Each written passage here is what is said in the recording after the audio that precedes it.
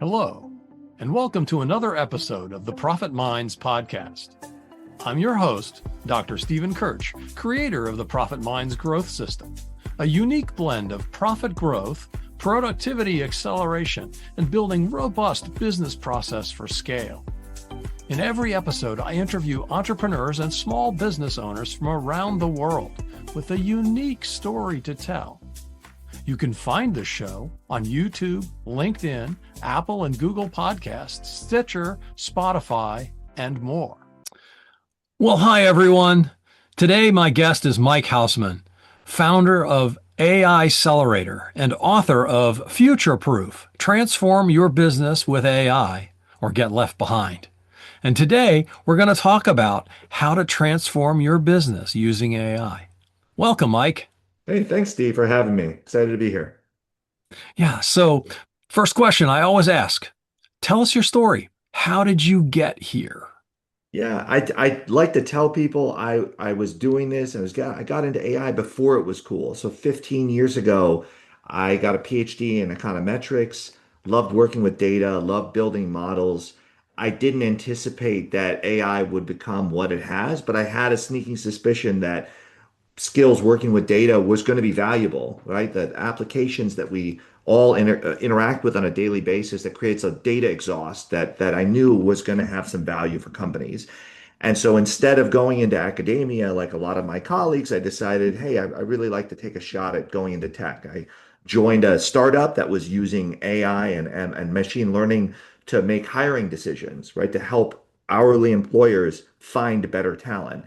And frankly, I just fell in love with the idea. And for me, the big motivator is we have all sorts of biases that plague our decision making. There's a whole field of economics. You can understand this. Like behavioral economics is all about how we make very biased decisions using mental, rules of thumb and heuristics.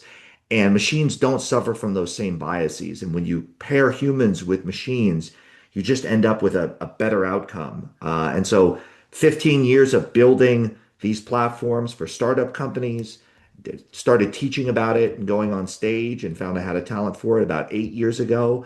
And that's what brought me here. I actually just finished writing my first book and, I'm very excited to get that out the door. And I'm blown away. I said the last thing I'd say is I'm blown away. All of a sudden, 3 years ago, ChatGPT came out. That felt like the starter pistol, and everyone was reaching out to me saying, hey, where did this come from? It came out of nowhere, and we can get into the nuances, but it didn't come out of nowhere. There were data scientists and data nerds like me decades ago that, it was a fringe thing, but we just loved playing with data. Yeah. Yeah. So that's, we just passed the anniversary, the third anniversary of ChatGPT, and that's where it all exploded, right? It all of a sudden Yeah. became mainstream to do things with AI. So let's talk a little bit about, what's a business to do? I mean, everybody knows they got to use AI, right? Everybody Yeah. says that, right? So, but where do you start? How do you get going? Yeah. I mean, I tell companies, the first thing to do before they launch this massive roadmap and start thinking about hiring engineers, there are some amazing off-the-shelf tools that are generally $20 per month that can supercharge the productivity of their employees. And so, a Copilot or a ChatGPT being one of them. There are deep research tools out there that can make short work of things that analysts would have been doing. But I tell them, hey, take stock of how you're spending your time, how are your employees spending their time, and then try to look for places in that workflow that are repetitive, that feel like they don't necessarily need a human being to be doing the work. And you can either augment that work or automate it using any number of different AI tools. But I'd say the most important thing is thinking about it as the problem, solving a problem, and not falling in love with a tool and saying, hey, where can I use this? Right? It's working backwards from, hey, where are the pain points in my company? Where are the places where I think AI could help? Yeah, no, I think that's a really good point. We want to make sure you're solving problems when we talk to our clients about, applying what we teach them. We always talk about learn by doing. Yeah. and actually applying the AI to something that matters, something that either you can, doesn't require the same level of thought, perhaps. Hmm. Yeah. You can, so you, those kinds of things you can get and do a lot faster. Yeah. Um, and so yeah, that's a great point. Um, Yeah. And I would even add, I think even using, say, a ChatGPT, what the research shows is that people are using it for drafting emails and social media content. And I joke in the book, it's like having a Ferrari in your car and saying, "This is amazing. It can charge my phone and I can turn on the lights and light up the garage." It's like you're actually just scratching the surface. And so for business leaders, here's a suggestion. Think of it as a thought partner, not as a tool, but as a collaborator, as a member of your board or a co-CEO, and you can bounce ideas off of it. You can weigh pros and cons. Most people aren't using it in that way as a strategic thought partner to vet different ideas and strategies. So that's a no-brainer. You already have the subscription. Just, use it in a slightly different way, and I think that's going to unlock a ton of value. yeah, I think too many people are focused on what can they do faster, Yeah. right? Yep. And AI's real power from my perspective, and I think this is what you're suggesting, is that it will look at a problem in a way that you would never have considered. Hmm. Because you have a certain set of blinders because of who you are and what you've learned. Well, the AI has learned or has at least consumed information. We can talk about whether or not it actually learns anything, but Sure. that's a philosophical question, not Yeah. a not a Of course. practical one. But Yeah. um, I find very often that if I ask it for, let me give me three different ways to approach this problem, that at least two of them will be things that I would never have thought of. Absolutely, absolutely. So So I I, think that's a no-brainer. Start to think of it as a mindset shift. Is it's not a tool in the traditional sense. It's not Excel. Think of it as another employee, as a collaborator. And I think that's where our brains kind of get stuck in the old method, Google search box, and I type it in and I get results out. But it's conversational, so it's fundamentally it's a different type of resource. yeah, yeah, and that's the other thing that I find is that the challenge with these people, they think they've got to be prompt engineer. Yeah, yeah. And as you said, it's just a conversation. You can think of it, as somebody to bounce ideas off, brainstorm with. Um, Yeah.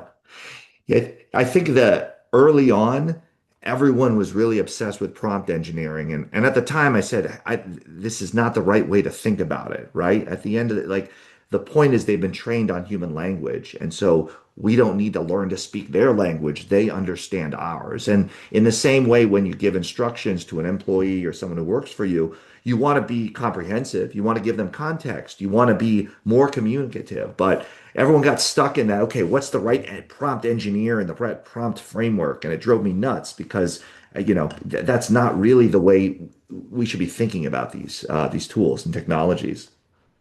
yeah. So when you're working with these companies, what are the biggest obstacles that you find that these organizations have to really adopt AI and really scale their effectiveness and productivity? Yeah, it's funny because everyone goes at this and they think that the challenge is technology and it's getting the right tools in place and it's, making sure they're all rigged up to work. At the end of the day, the technology is very robust. The single biggest challenge I see organizations running into is their people. And there's a saying in the book, which is technology is easy, people are hard.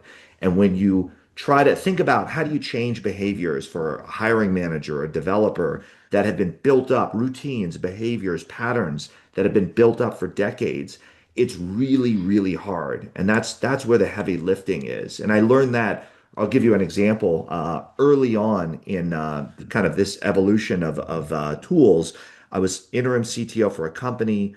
Copilot Chat is a game changer for coders, and it's even better. Cursor is another tool that's emerged that makes developers 2x developers. So I thought it'd be really easy to get developers to use a tool that could double their throughput.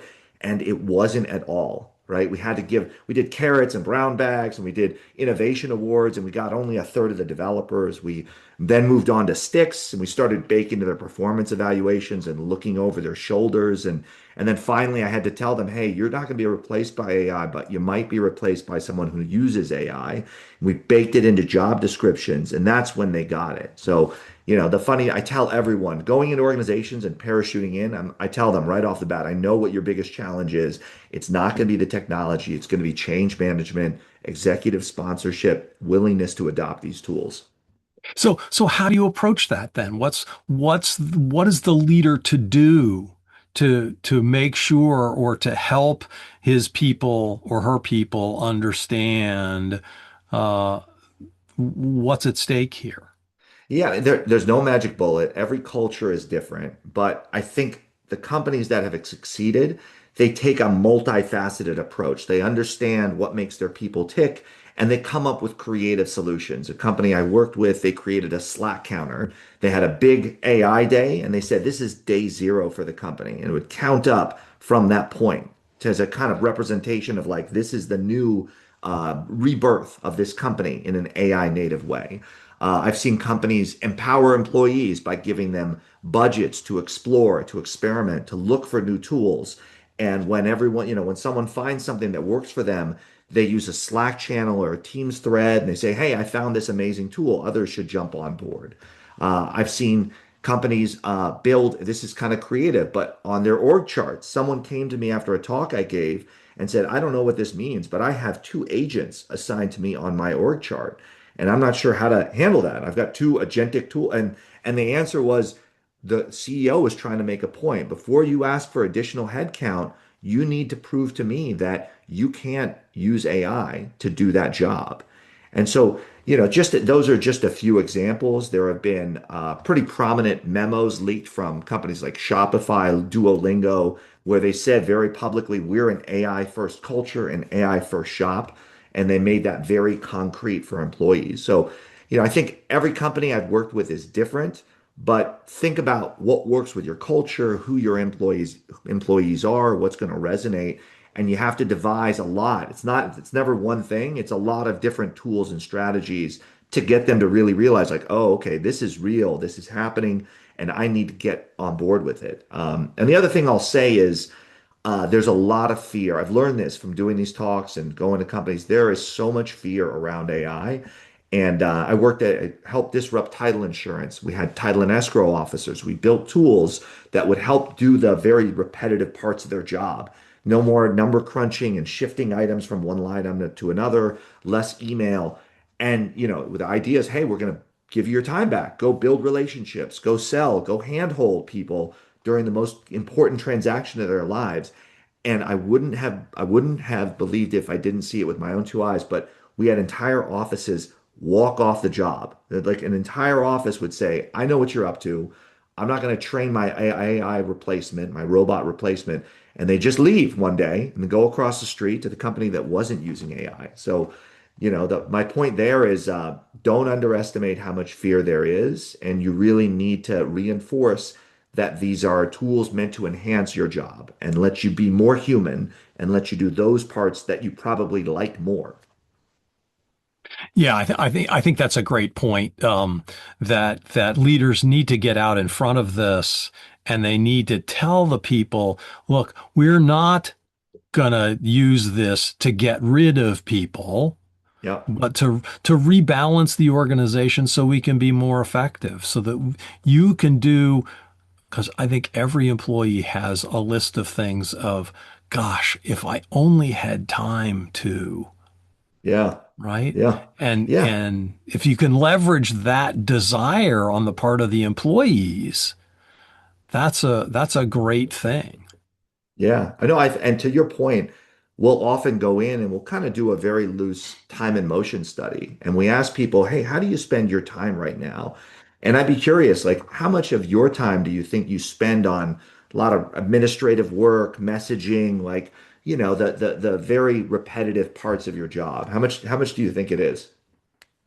For me, Yeah, for you yeah, well, personally. it's actually I'll say maybe 20 or 30% of my time. It's not. Oh, okay. It because I leverage AI a lot, and I have an It's great. executive assistant who also leverages AI, Good for right? you.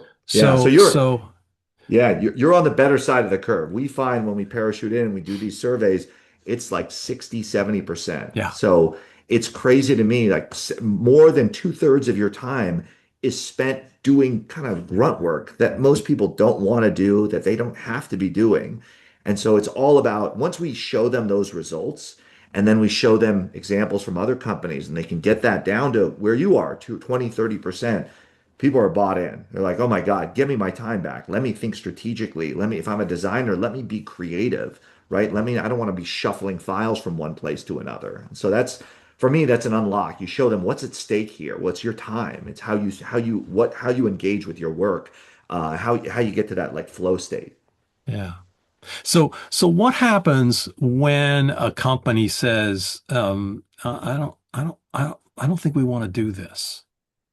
Yeah. Yeah, we get that a bit. I think with enough, part of what I'll do during these workshops is I spend the morning really blowing their minds and showing them examples of companies that are effectively using these tools that frankly are leapfrogging past their competitors. And I'll also draw historical examples. There were companies in the 2000s that said, "Hey, this internet thing, this is a fad." Right? Yeah, We don't need to bother with a website. That's crazy. And then with social media, there were a lot of companies that said social media is like silly and yeah, it's cute. You can share images and so on and so forth, but it's not a real thing. Well, we know how those stories ended up. And in the book, there are a lot of examples. You can think of the Blackberries and the Nokias and the Blockbusters and the AOLs and the Yahoos. And so when you show them enough, this is the third digital disruption. We saw the internet in 2000, we saw social media in the 2010s. We're now seeing AI. And so when I try to connect it to those stories, folks now have the muscle memory, having lived through those, that they eventually realize like, oh, this is the new way of doing things. And we may be early, we are in the first inning, but it's very rare after I present those examples and examples of companies that are doing it the right way. It's very rare that they will say, you know what, still not bought in. This is not going to be a thing. right. Yeah, no, a year ago, you had people saying, "Oh, I'm not sure. I don't trust it. I don't." Yeah. Right? It's what's going to happen to my private information, all those kinds of things, and I'm sure you have methods that you recommend for people to protect the private and IP and confidentiality. You want to talk a little bit about that because that's one of the barriers I think for some, and certainly in some industries, that's a big deal. Yeah, it is. There are a few objections or concerns. One is hallucinations, misinformation, and the good news is there's technologies emerging to fix that. Effectively, having agents fact check each other. In the same way, if you have a team of humans, you're more likely to get a right answer than if you have one single human. And then the privacy and security, it's a real issue, especially I do work in healthcare and insurance and banking. They tend to be very slow moving, and the reason is you can't compromise on security and privacy. And the good news is not only are the off-the-shelf tools getting very secure, and people don't realize this, Claude, ChatGPT, you can opt out of your data being used for training. You can have your conversations disappear as soon as they've concluded. So they give you those toggles. If you're still, I think Copilot, one of the advantages of Microsoft and Teams is that they're really big on enterprise security. And so I know companies are very comfortable using that suite of tools. And if you're really, really nervous about that data getting in the wrong hands, there are open source tools and small language models. Everyone's obsessed with large language models, but it's becoming easier to use a small language model to build something that's domain specific. You can house it in AWS or Azure or Google, Cloud, wherever you have your data, and it's as secure as your website and all of your other data. So I think people throw out the baby with the bathwater and they're like, I've heard there are privacy and security issues. I want no part of this. And then they don't realize, oh, no, no, there are different flavors of AI that you could use depending on how buttoned up you need to be when it comes to security. So I try to Yeah. present those options as like, okay, what's your risk tolerance? And then guess what? There's a flavor of AI that's going to work for you. Yeah. Yeah. One of the things that you said early on here was about bias. And one of the things that attracted you to the machine learning environment very early on in your career was that you could build a machine without bias. Mhm. Or that bias, because we as humans have obviously we have our perspective and we're very biased, right? Yeah. Now Mhm. how do you fight bias within the context of a large language model? Because it's been trained on the entirety of the internet, but there's still bias in almost every article that's written. Yeah. How do you encourage people to deal with that? Yeah.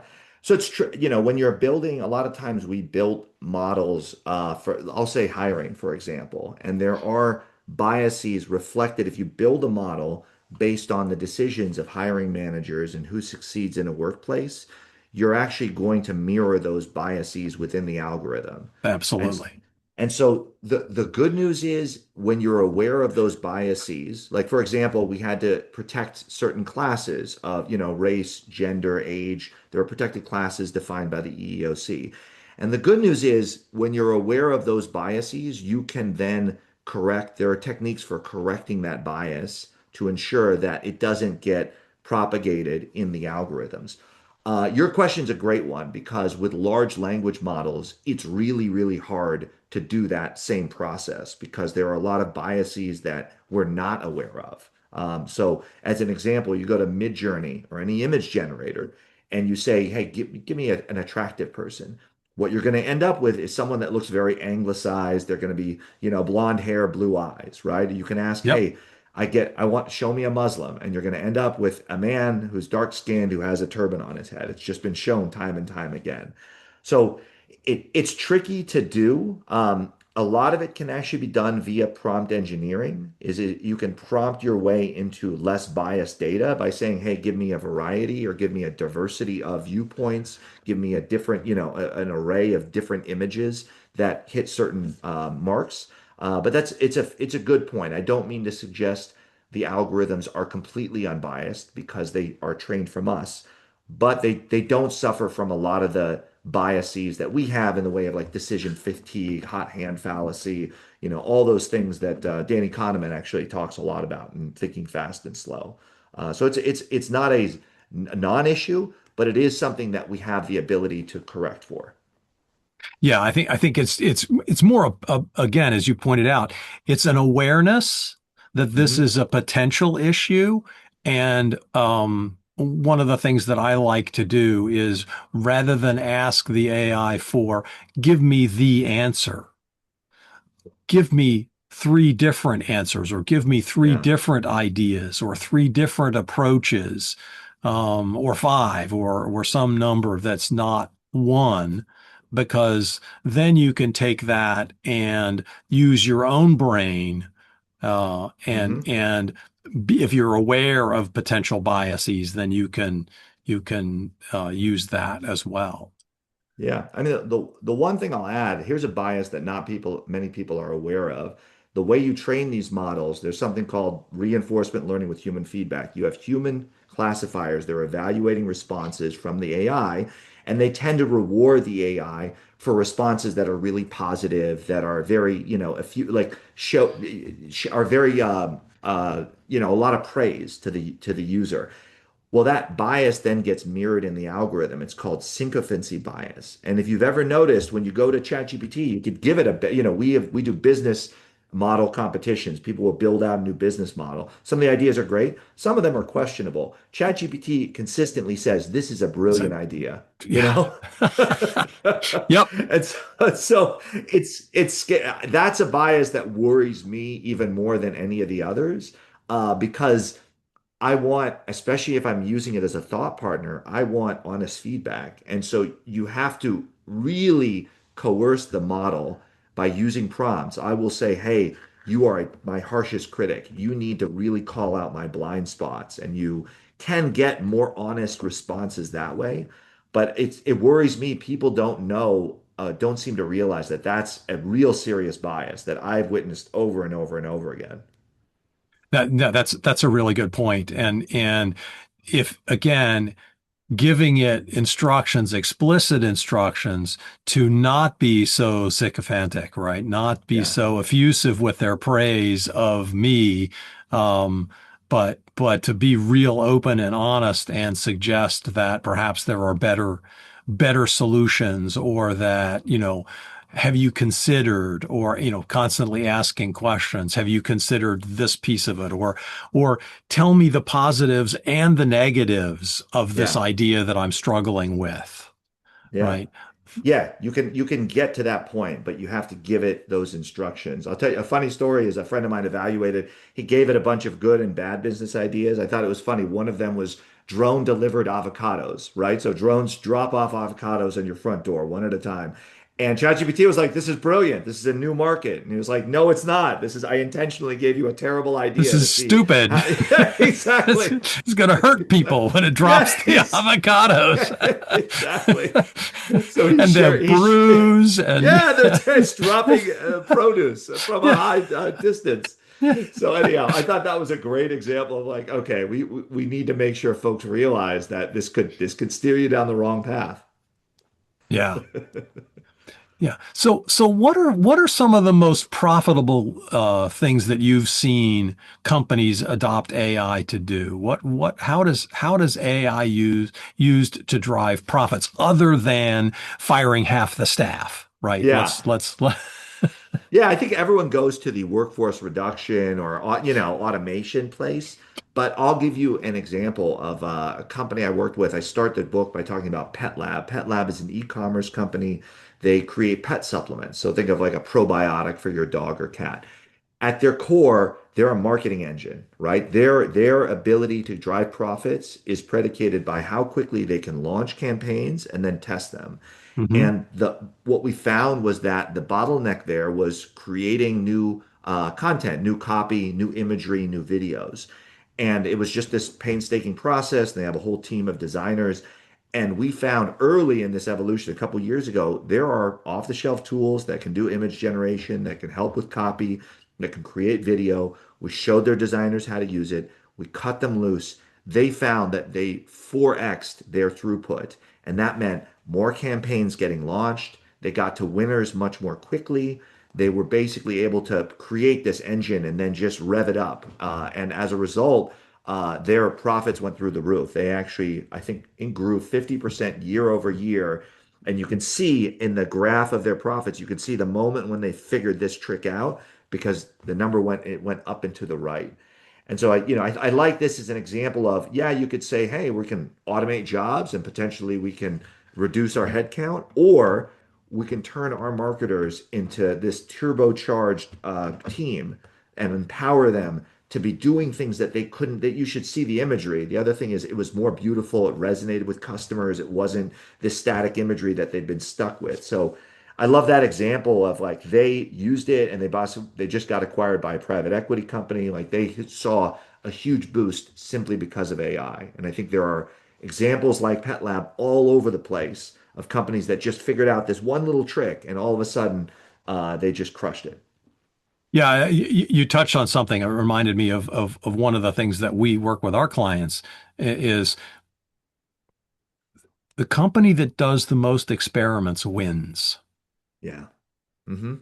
right? Yeah. Because if everybody, when we're doing marketing, let's just talk about marketing, right? Which is, again, just scratching the surface. But if you can do an A/B test, right, Yeah. and say, well, A works better than B, great. How long did it take you to come up with those two tests, right? Yeah. If you can shorten the time to start the test, then you can get to the end result and figure out which is better, A or B, faster. Yeah. And Yeah. and so the company that runs the most experiments wins. Absolutely. And I think, Sam Altman gets, he's controversial and he gets a bad rap, but what his thing has always been with Y Combinator and with OpenAI that we want to create an iteration like engine. Like we want to be the fastest to test things out and then find the good ideas and discard the bad ones. And so I think you're 100% right. If you design an organization for speed with which it can run experiments and iterate, you're gonna beat, any other firm every time. But that's the whole lean startup thing, right? Is Yep. just, how fast can you iterate? How fast can you do experiments? And if the AI can help you do those things faster, then now it requires creativity. It still Yeah. requires the human involvement. And I think, your whole point here is that we're talking about AI powered humans, right? Yes. Yes. And that's great. Yeah. So I understand you have a free gift that you want to offer to the listeners that have been with us this entire time. Uh, Yeah. So the book's coming out in mid-February. I would love to share the first chapter, which kind of sets the stage, introduces myself, and showcases what's to come. So I'm happy to make that available to folks. So, for free. Would love feedback. I mean, I'm my harshest critic, but I've written this thing, and I'm so proud of it, and I want to get it into as many hands as possible. So if your readers read it and they like it or they don't, please let me know. Like I love these conversations. yeah, and we'll put that in the show notes to make sure people know how to get a hold of that. And if people want, Mike, if people want to get a hold of you, what's the best way for them to reach out? Yeah. So my website is michaelhausman.com, no E in the last name. They should follow me on LinkedIn. That's where I tend to post a lot of interesting content and about the latest and greatest.